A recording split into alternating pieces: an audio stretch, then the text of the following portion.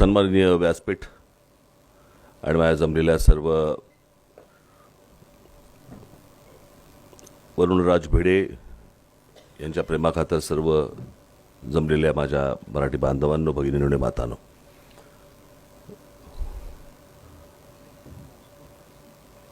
माझं उद्या वसंत व्याख्यानमालेमध्ये माझं भाषण आहे. त्याच्यामुळे जे काय बोलायचं ते उद्याच बोलीन. इथे सर्वांचीच भाषणं झालेली आहेत. खरं तर मी काय माझ्या हस्ते पुरस्कार होता, मला मिळणारा पुरस्कार नव्हता. त्याच्यामुळे मी फार काही बोलावं असं काही नाही आहे. आज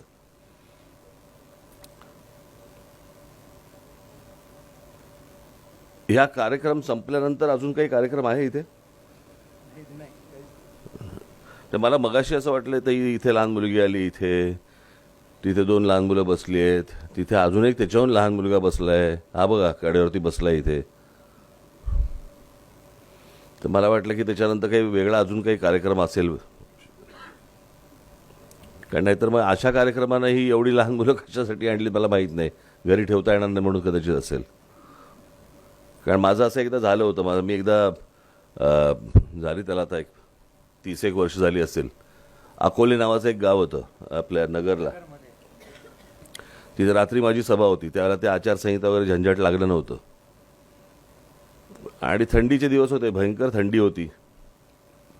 आणि ते असं अकोले गाव असं वरती आहे आणि इतकी थंडी होती, मला कल्पना नव्हती इतकी थंडी असेल. मी तिथे वरती गेलो तर तिकडे आमचे सगळे लोक सगळे कानटोप्या बिनटोप्या घालून स्टेजवरती बसलेले, समोर जी काय लोक होती प्रेक्षक सगळे, ते सगळे घोंगड्या बिंगड्या घेऊन असे एवढे दिसत होते. मला प्रतिभादेवी पाटील दिसायच्या ना,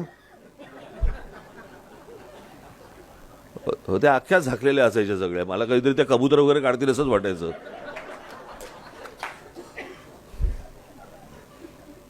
त्यांना मी नाव ठेवलं होतं पदर टेरेसा.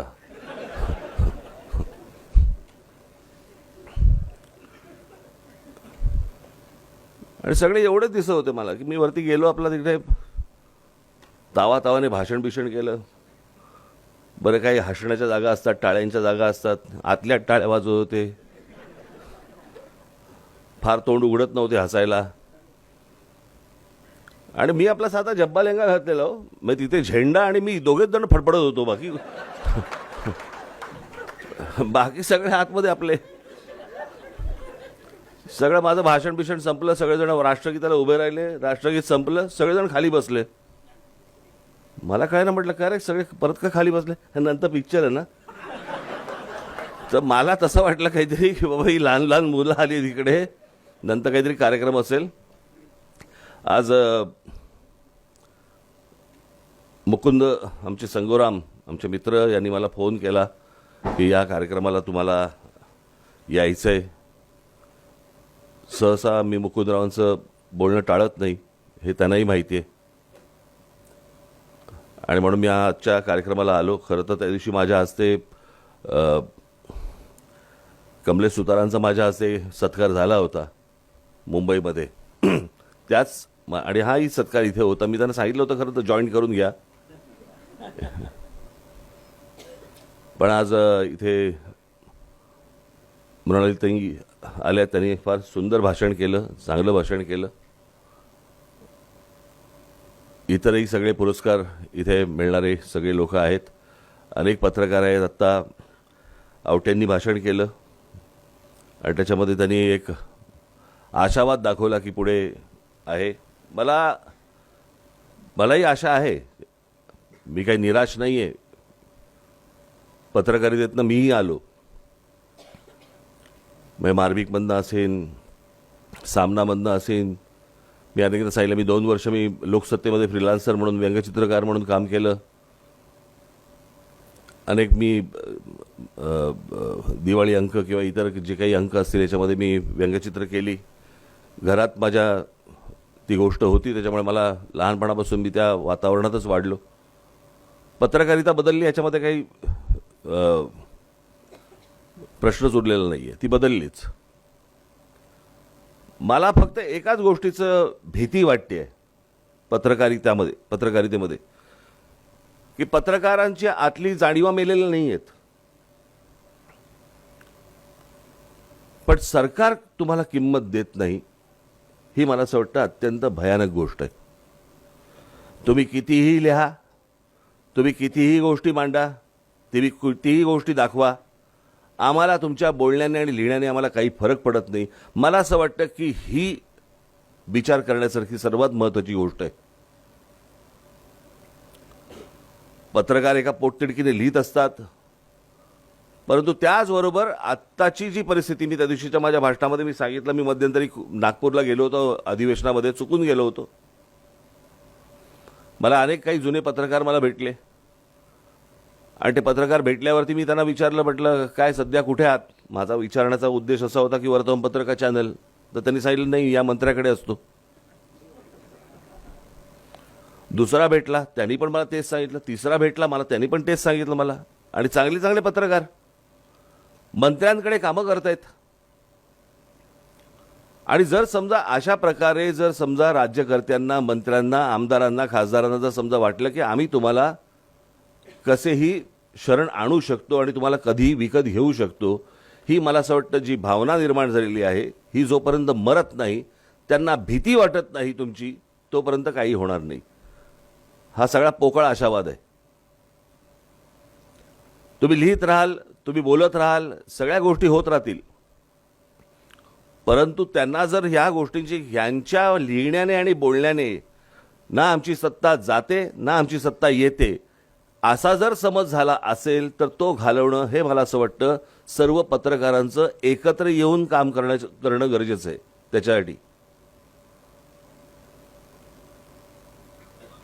तुम्ही मगाशी म्हणालात की ते कसेल त्याची जमीन, आपणच बोललात ना. आत्ताची परिस्थिती असेल ज्याला दिसेल त्याची जमीन.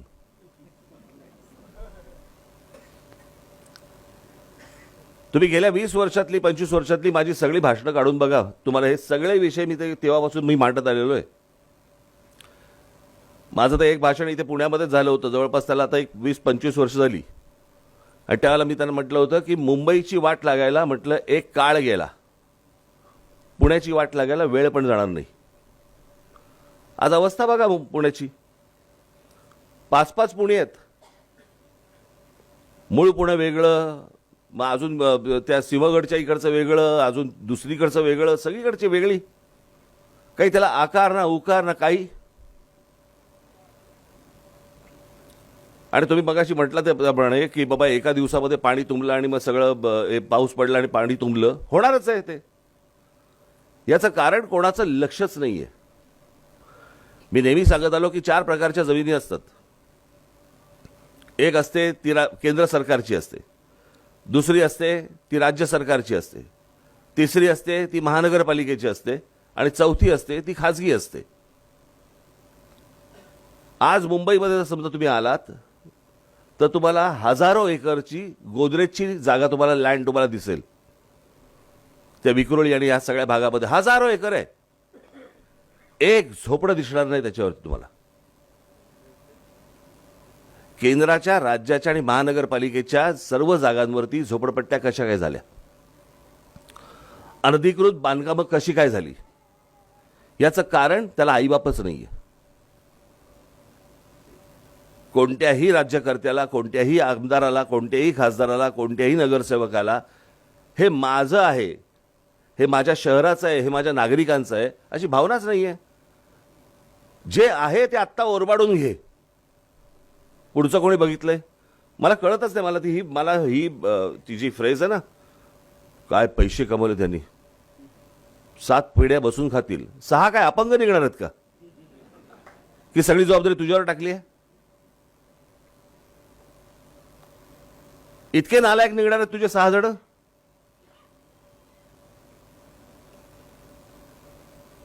हा जो हावरटपणा आणि ह्या सगळ्या ज्या गोष्टी आता जी बजबजपुरी सगळ्या महाराष्ट्रावर सुरू आहे.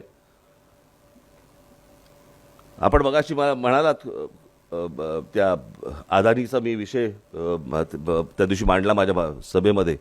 काय झालं पुढे, मी मांडलाय म्हणून नाही, परंतु तो विषय इतका गंभीर आहे की पत्रकारांनी तो विषय लावून काय धरला, सोशल मीडियावरती चालू होता. मी काढलाय म्हणून मी सांगत नाहीये, आपल्याला ह्यातलं ह्यातली भयानकपणा आपल्याला कळला पाहिजे की आपल्या हातून काय चाललंय, आपल्या हातून काय जातंय आणि त्या गोष्टींवरती आपलं लक्ष आहे का? आपण या गोष्टींची सरकारला काही जाणीव करून देऊ शकतो का?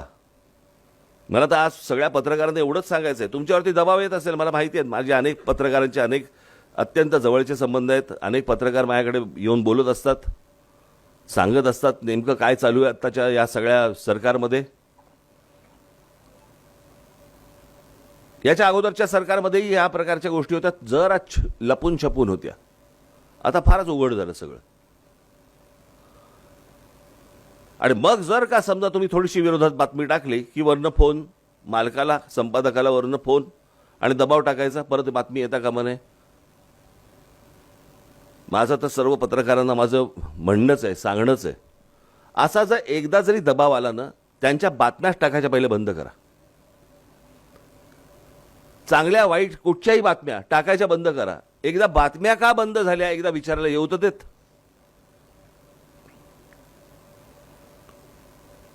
नाहीतर फक्त आपल्या ह्या असल्या कार्यक्रमांमध्ये फक्त सांगायचं आम्ही चौथा स्तंभ आहोत. कसला स्तंभ? काय करायचं त्या स्तंभाचं?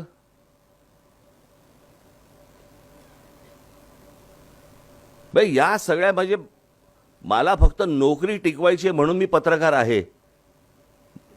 माझा महिन्याचा पगार चालू राहिला पाहिजे.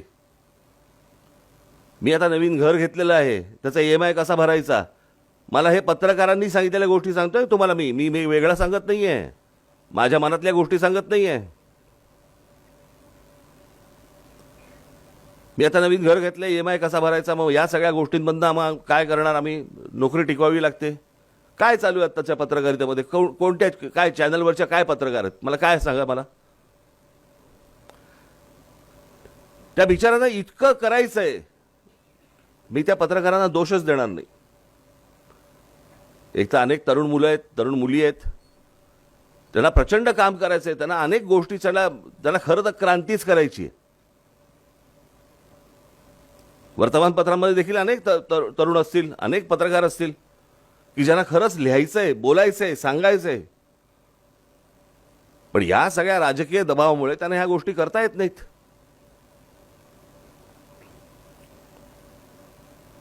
मग त्यांनी काय करावं? आता ताई तुम्ही मगाशी सांगितलं शाळांचा विषय. महाराष्ट्रामध्ये मराठी राज्यकर्ते मराठी शाळा विकतायत कसे आणि ह्याच्या मागे नेमकं कोण आहे एकदा काढा तर. आपल्याला असं वाटतं की महाराष्ट्रातले राज्यकर्ते शाळा विकतायत. हा शाळेचा विषय नाही आहे, हा जागेचा विषय. महाराष्ट्रामध्ये फक्त लँड विकणे, जागा विकणे एवढाच फक्त धंदा सुरू आहे. या अत्यंत मोक्याच्या ठिकाणी असलेल्या अनेक या शाळा ज्या आहेत मराठी माध्यमांच्या, याच्यावरती कोणाचं तरी लक्ष आहे. हे लक्ष असल्याशिवाय मंत्रालयामध्ये कुठची फाईल हलत नाही. कोणाला तरी या जागा पाहिजेत. आपल्याला असं वाटतं मराठी शाळा बंद करतायत, मराठी शाळा नाही बंद करत आहेत, ते त्यांना जागा हव्यात. त्या मला असं वाटतं आपल्याला एक काहीतरी गोष्ट दाखवली जाते, सांगितली जाते. आता सोशल मीडियासारखी गोष्ट मी माझ्या भाषणामध्ये मी सांगितलं, सोशल मीडिया हा वाईट नाहीये. सोशल मीडियावरच्या ज्या काही गोष्टी येतात मला असं वाटतं त्याच्यामध्ये गुंतून पडू नये. कारण कुठच्या या सगळ्या राज्यकर्त्यांना हेच हवंय. IPL मध्ये गुंतून पडा, 2020 मध्ये गुंतून पडा, अजून कुठच्याही कॉन्सर्ट आली, अजून कुठच्याही गोष्टी झाल्या, ह्याच्यामध्ये सतत गुंतून पडा. सरकारला प्रश्न विचारू नका, राहा त्याच्यामध्ये. इंस्टाग्राम सतत उघडा आणि बघत बसा. याच्यामध्ये तुम्हाला सगळ्यांना गुंतवून ठेवायचं आणि मूळ प्रश्नांकडे दुर्लक्ष करायचं. आत्ता साधी जी गोष्ट आहे, आपण आता डिलिमिटेशनचा आत्ता विषय निघाला होता, बरोबर आहे, आणि मग तो नेला कुठे की महिला आरक्षणाला बघा सगळ्यांनी कसा विरोध केला. महिला आरक्षण तर 2023 साली झालंय.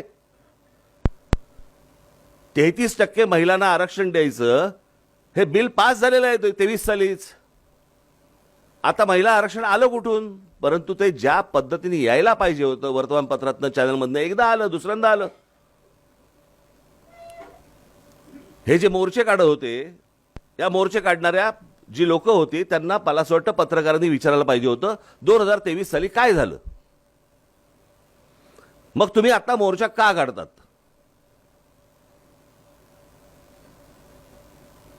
त्यांना कोणीच प्रश्न विचारणार नाहीत, त्यांना आपले सोडून देणार. आणि मग ज्या वेळेला हे अनेक पत्रकार परिषदा ज्यावेळेला आता मी अनेकदा घेत पण नाही हल्ली, हे असं असं म्हणाले तुम्हाला काय वाटतं, तुझं बोल ना, तू ते काय म्हणाले ह्याची तुला काय घेणे घेणे, एवढंच सांगितलं जातं चॅनलवरती. हे काय बोलले बघा आणि मग ह्याच्यावर ते काय बोलले बघा आणि रात्री संध्याकाळी भिडवून टाका. अख्खा दिवस गेला की झालं आमचं काम. ते तरी काय करणार. मला असं वाटतं की पत्रकारिता आज मी काय संपली बिंपली ह्या मताचा मी नाहीये, ती संपणार पण नाही कधी. अनेक चांगले पत्रकार आहेत, हे उत्तम काम करतायत, ते करतच राहणार. नवीन पत्रकार येतील तेही करत राहणार. ही आज कोणाची सत्ता आहे, कोणी दबाव टाकत असेल, परंतु कोणी सत्तेचा अमरपट्टा घेऊन आलेला नसतो. आणि जसं काय म्हणतो आपण त्याला की अशा प्रकारच्या गोष्टी ज्यावेळेला सुरू असतात त्याही जात असतात, सत्तेलाही ओटी लागत असते आणि अपयशालाही भरती येत असते. त्याच्यामुळे त्या गोष्टी होत राहणार. परंतु उद्या आम्ही जर समजा चुकलो, आमचेही कान धरा, ते धरताच. पण जे नेमके खूप मोठ्या प्रमाणावर चुकतायत त्यांचे जरा कान धरा. आणि पहिली गोष्ट म्हणजे ना, एकमेकांबद्दलची असूया मनातनं काढून टाका. की कोणी हा विषय मांडला, उद्या कमलेश सुधारने एक विषय आणला, त्याचं ते चॅनल बघून घेईल, त्याने काढल्याने विषय, मग त्याचा तो बघून घेईल. अरे तो विषय महत्वाचा आहे. उद्या समजा मृणालीताईंनी काहीतरी एक लेख लिहिला आणि तो जर महत्वाचा असेल आणि त्यांच्यातनं जर समजा काहीतरी एक स्फोटक काही गोष्ट जर बाहेर येणार असेल, मला असं वाटतं सर्व पत्रकारांनी मिळून ती गोष्ट केली पाहिजे. परंतु आपल्याकडे कसं आलंय, नाही त्यांनी केलं ना, त्यांचं ते बघून घेतील, आपल्याला काय देणे घेणे. आणि तुम्ही एकत्र सर्वांनी राहावं ही काळाची गरज आहे. आणि मला असं वाटतं तुम्ही एकत्र राहू नये ही सत्तेची गरज आहे.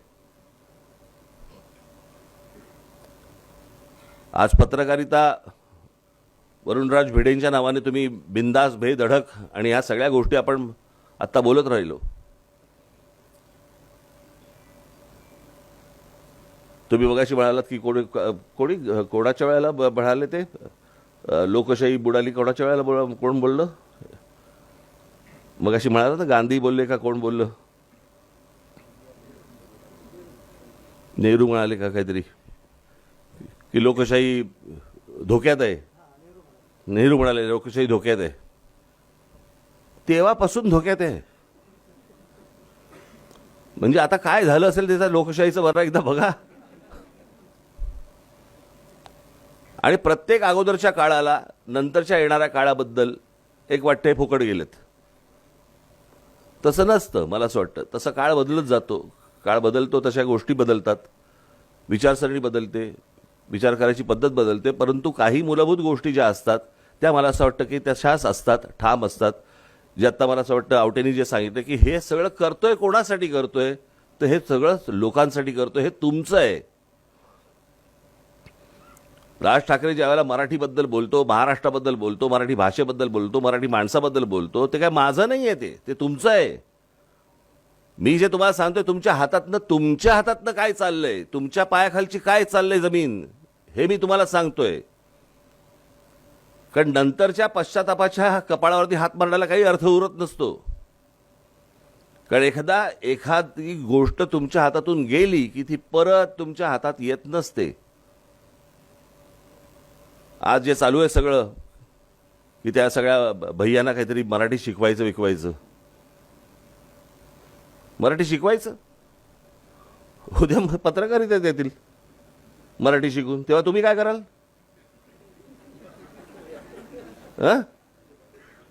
अनेक पत्रकार सांगतात नाही नाही, पण शेवटी कसं आहे, ते आलेत आता म्हटल्यानंतर मराठी शिकवलं पाहिजे आणि उत्तम शिकले. आणि उद्या जर समजा इथे बसलेल्यांपैकी समजा तिवारी बिवारी समजा बसलेले आहेत वरुणराज भिडे पुरस्कार घेताना, कसं वाटेल मला जरा सांगा. त्यांची राज्य नाही सुधारली याच्याबद्दल कोण बोलत नाही.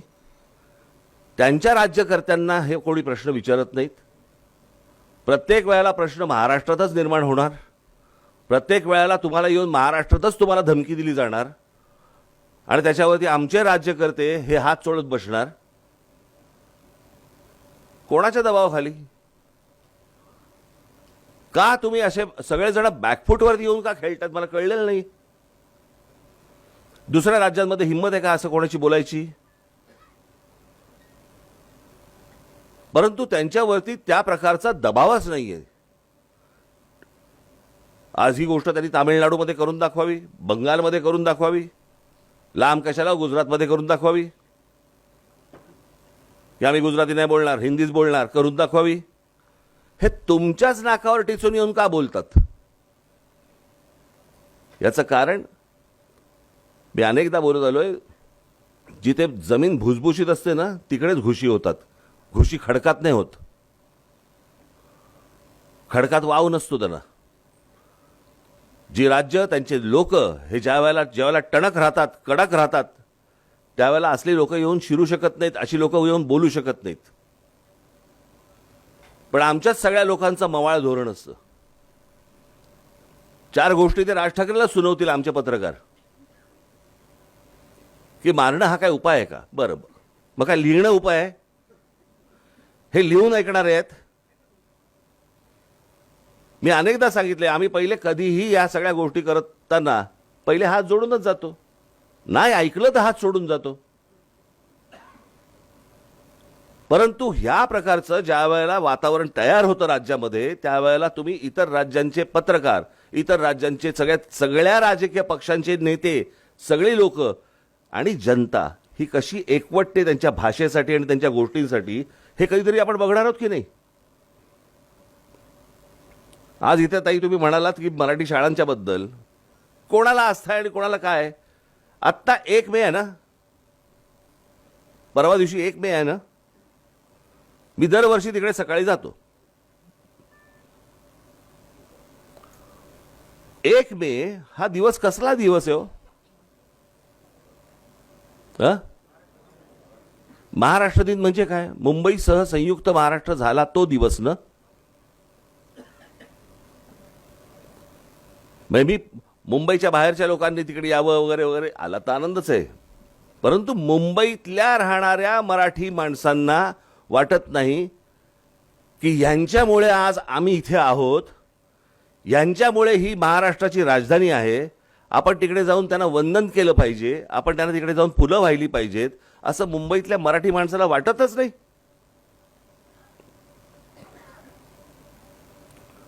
इतक्या लोकांनी ही मुंबई महाराष्ट्राची राहावी म्हणून रक्त सांडलं. ते रक्त सांडल्यानंतरची जाणीव आमच्या मराठी लोकांमध्ये नाहीये. जर मुंबई महाराष्ट्राला मिळाली हीच जर जाणीव नसेल, तुम्हाला भाषेची जाणीव आणि तुम्हाला मराठी शाळांची कुठची जाणीव घेऊन बसलोय आपण?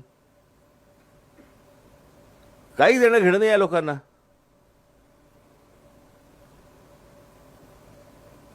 ज्या वेळेला लोकांना कळेल की 1 मेला जिकडे बाबा महासागर आलाय तिथे मराठी माणसांचा, की ज्यांच्यामुळे आम्हाला ही सगळी मुंबई मिळाली आहे, ज्यांच्यामुळे आमचं हे अस्तित्व आहे, त्यांना 4 फुलं वाहण्यासाठी म्हणून ज्यावेळेला लोक मराठी माणसं ज्यावेळेला तिकडे मोठ्या प्रमाणावरती एकवटतील ना, त्यावेळेला मी समजीन की तुमच्या जाणीवा जिवंत आहेत. नाहीतर रोजच्या रोज तुमचे पंख छाटले जाणार, तुमची पिसं काढली जाणार आणि तुमच्या हातामध्ये काही उरणार नाही. उद्या माझे व्याख्यान आहे, त्या व्याख्यानामध्ये मी अनेक गोष्टी तिथे मी मांडणार आहे. आपल्याला जमलं तर आपण जरूर तिकडे यावं. परंतु आज या पुरस्काराच्या निमित्ताने मला इथे तुम्ही सगळ्यांनी बोलवलं. मला का बोलवलं मला माहिती नाही. ये तुझं ऐकतात लोक, ये असं कदाचित असेल, मला माहिती नाही. परंतु आज तुम्ही मला सर्वांनी बोलवलं. आज उल्हासदादा आणि अंकुशरावांनी मला इथे तुम्ही ते कोशिंबिरीचं फार घेऊ नका, मनाला लावून घेऊ नका. एकूणच महाराष्ट्राची कोशिंबीर झाली, तुमचं काय घेऊन बसलाय तो इकडे. बरं का. त्याच्यामुळे असं त्या सगळ्या गोष्टी ते थोडंसं गोष्टी होत असतात. परंतु अत्यंत मगाशी कोणीतरी सांगितलं त्याप्रमाणे अत्यंत दोघेही सभ्य गृहस्थ आहेत.